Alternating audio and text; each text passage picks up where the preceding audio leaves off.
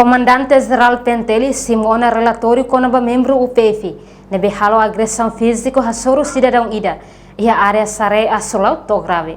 Comandante-Geral PNTL Comissário-Geral Polícia Henrique da Costa informa sontone, ba jornalista Sira ia Centro Formação Polícia Academia Comoro Dili, sexta-feira lorong hat fulang agosto tinangne. Comissário Henrique afirma, comandante orienta ona parte investigação criminal onde processa crime no husi parte disciplina moslao.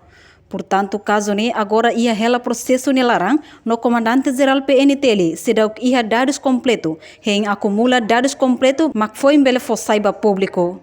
Relatório né, e ita orienta na parte investigação para o processo criminal, mas ida disciplinar nos lá.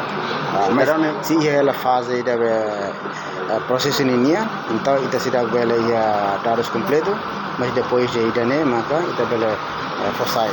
Mas proses investigação criminal em lá, mas proses disciplinar.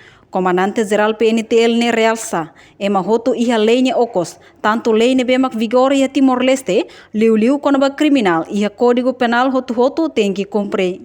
Ikus liu ni anafating husuba membro sira, atu continua halau serviço ho profissional, ho difo atendimento nebe diak ba público. Reportagem Melania Conceição Dêncio Mesquita, Televisão Timor-Post.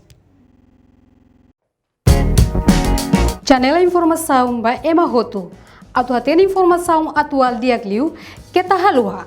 Hane botão subscribe, like, halo comentário no faixa do media social Hoto.